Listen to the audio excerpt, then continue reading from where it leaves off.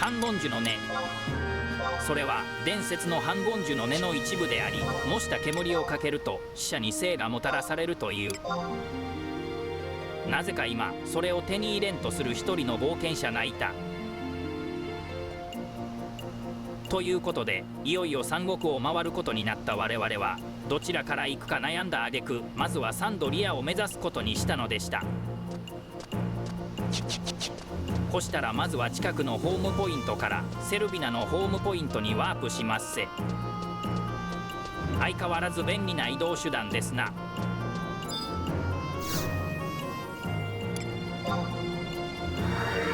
ひょー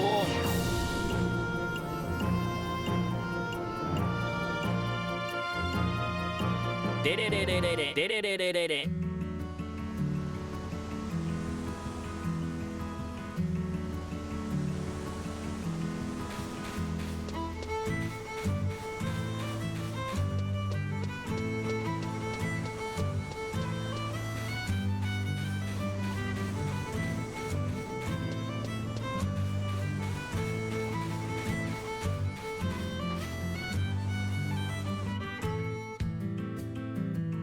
さて、ほしたらここからサンドリア王国を目指して冒険していきましょうか。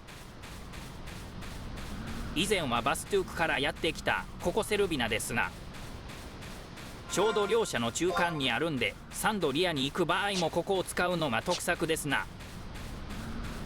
バストゥーク側と同じようにこの砂丘から2つ分エリアを横断するとサンドリアまで行けますせ。はあ、トンクだ。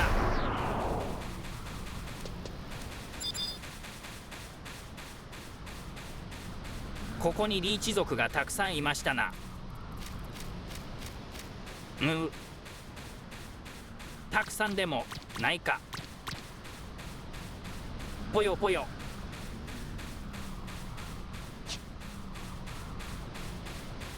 綺麗な空ですな。ウサギもぴょんぴょんしてて、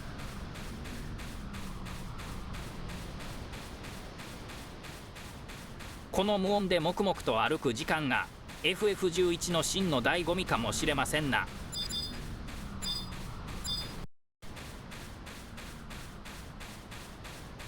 ゆったりと砂丘を抜けまして、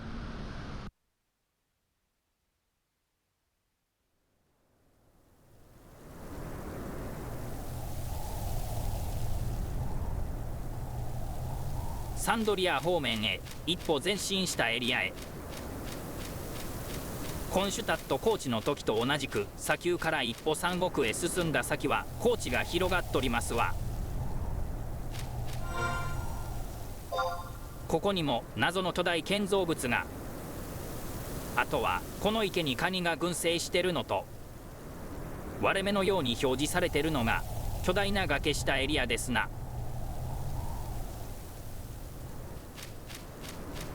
このようにコイシュに比べると少しセピアな色味が印象的ですな。今ちらっと見えたキノコ族や獣人の多く羊や蜂などさまざまなモンスターが分布してますな。このコウモリは夜だけ出てくるやつだったですかな。名前はアクロバット。このレベル帯のコウモリや鳥系のモンスターは短く語呂の良い名前が多い印象ですな。タロンビ大峡谷のアクババ、ブブリム半島のズー、メリファト山地のジャブジャブなど、最初は NM かと思って警戒したのを思い出しますな。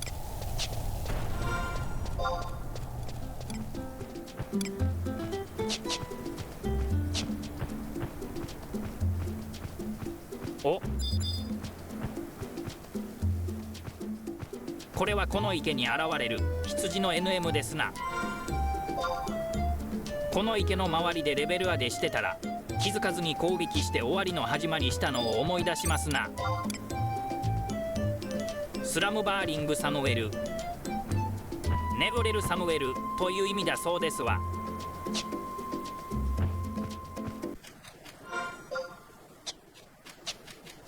高原を横断し、いよいよサンドリア近辺へ。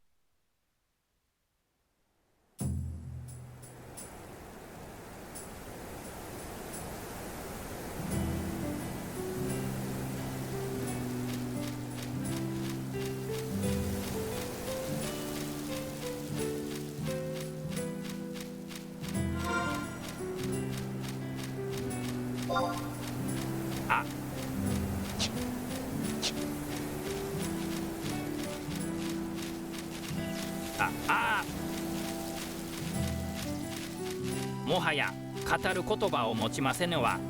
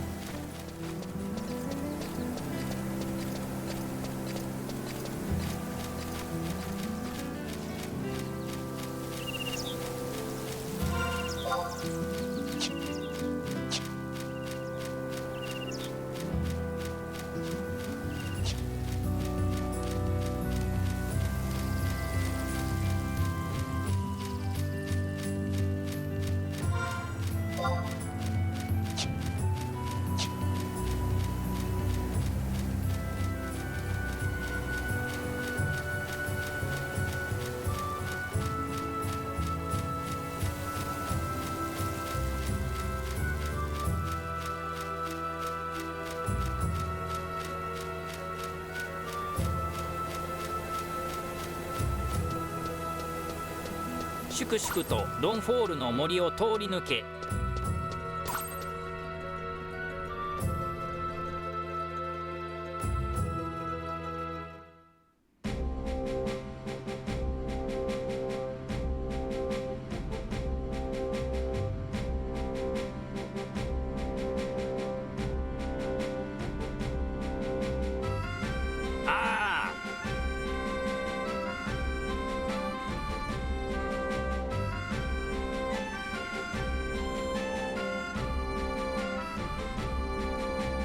BGM に食らってしもうて微動だにできませんわ。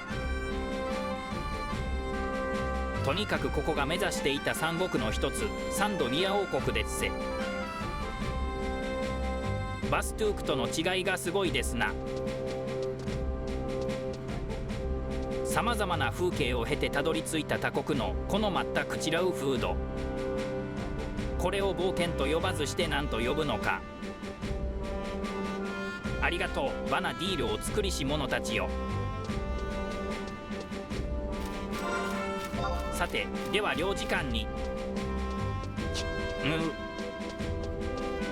領事館は右側ですが、なぜかこちら側から強い波動を感じる。しかし細かい場所までは分かりませんな。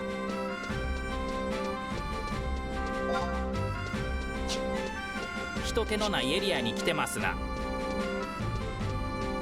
どうやら2階部分にその波動を感じますな。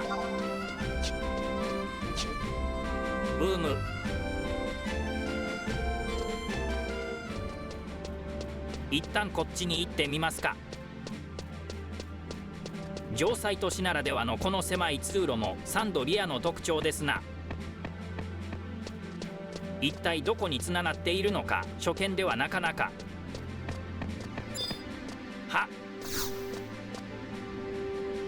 この見た目には特徴のない大きなからなぜか強い波動を感じる。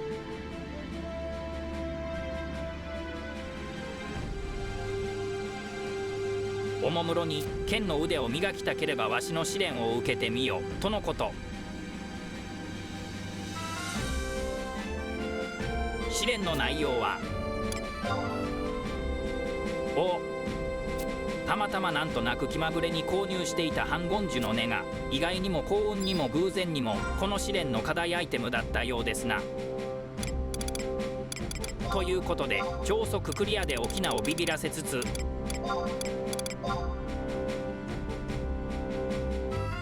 謎のカメラワークを挟みつつ、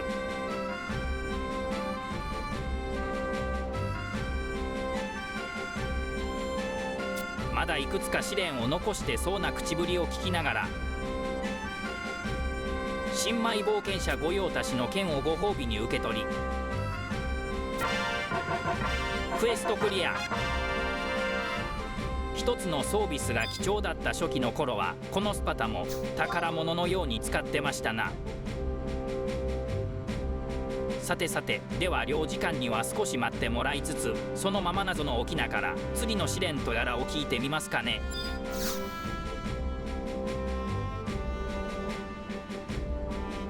原っぱラッパーのステージ開始時みたいなカメラワークを挟みつつ、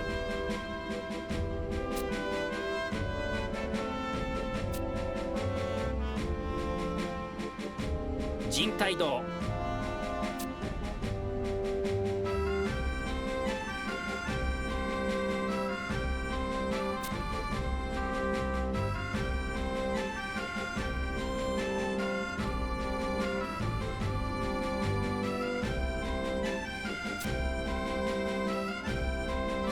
ようわからんけど、オルデール鍾乳洞というところのどこかにある滝へ行き、行ってきた証を持ち帰れとのこと。当時これだけの情報でクリアできた人はすごいですな。ではでは、オルデール鍾乳洞へ。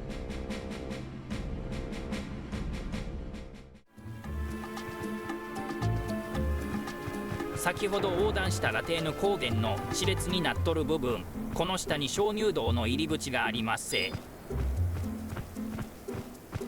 ここでは3度リア兵による救助訓練が行われているため、フィールドにしては珍しく人が多くいますな。初めて自力でここに降りられることに気づいた時は嬉しくてしばらくこのキノコや鉢でレベル上げしてましたな。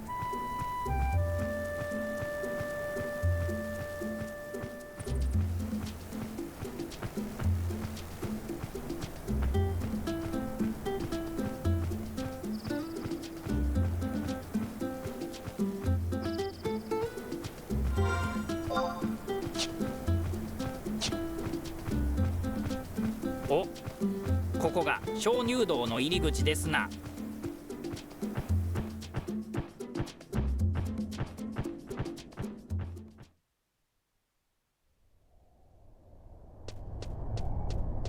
まさに鍾乳洞というようなツルツルした見た目ですな。地図を買うのを忘れたんでワープを開通して戻ってきますかね。この本もクリスタルと同じくワープポイントとして使えますわ。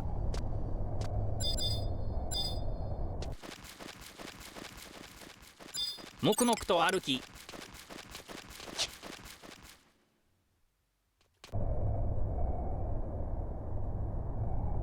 目的地とおぼしき滝のあるエリアへ。おお、想像よりもずっときれいな滝ですな。このポイントを調べ、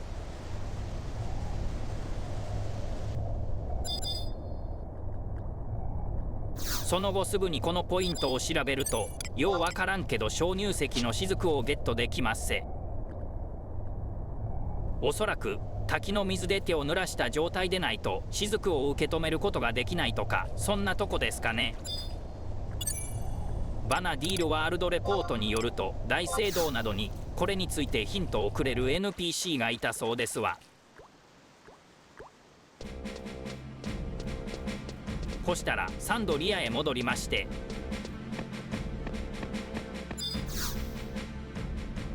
主張の激しくなるカメラワークに戸惑いつつ、きっちりと報告を済ませ、合格賞をもらってクエストクリア。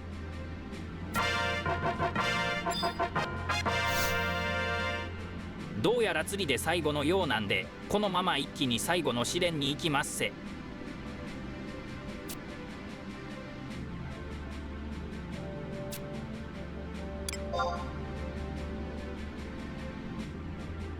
相変わらずノーヒントな沖縄ですな。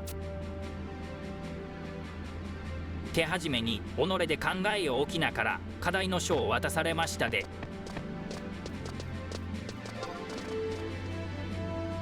なんやようわからん謎解きが記述してありますが、はるか巨大なる騎士たちとは凱旋門にある2体の像ですかな。さらに高きよりそれを望むものということは、この凱旋門を高台から望む見張り、つまり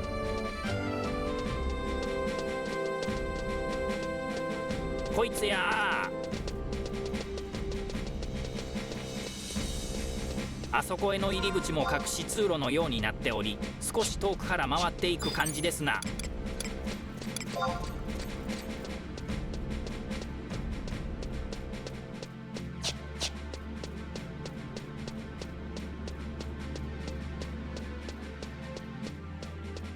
ここから左手に凱旋門がありますな。到着。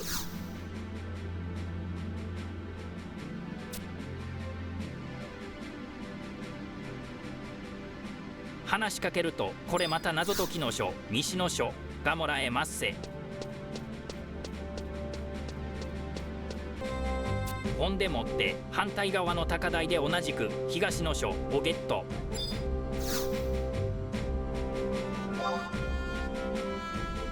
東の書に書いてある水の中の島というのはジャブナー森林にあるメシウム湖を指しており、そこから続く川は多くの拠点であるダボイに続いておりますな。西の書はかなりのくせ者で、自らを粉々にして危害を与える者とはゴム族のことであり、星座というのはこの世界に存在する天体図というものを指していて、その天体図ではゴム族は南西に位置しているため、答えとしてはダボイの南西に求めるアイテムがあるということになりますな。ブームわかるかい？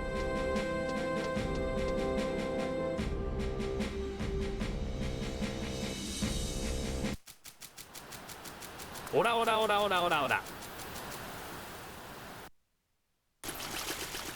オラオラオラオラオラオラオラオラ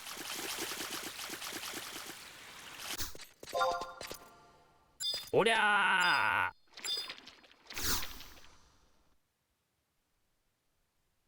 ー。よっしゃー。ということで試練の課題アイテム、騎士の魂を手に入れましたで。せっかくなんでやっときましょうか。このスライムが当時のこのクエストの疑問だったようですな。そもそも最初期には姿を隠す魔法が実装されておらず、ここまで来るには文字通りの隠密行動で死なずにたどり着くか、大勢で来て敵を突破していくか。しかし同じ目的の人を大勢集めるのも手伝ってくれる人を集めるのも大変なんで、隠密の末に屍と化す冒険者が多くいたんではないですかな。しかも隠密できた場合は目的の井戸のすぐそばにこのスライムがいるという。ナムナム。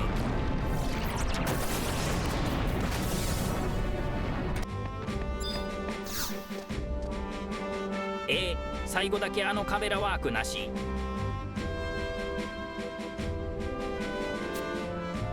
何はともあれご覧の通り、この謎の翁の正体は騎士の任命試験官。今はもう引退しとりますが、見込みのある冒険者に試練を与えては騎士の素質を試しとるみたいですな。ということで無事ナイトの資格をゲットしましたで。なかなかの長旅でしたな。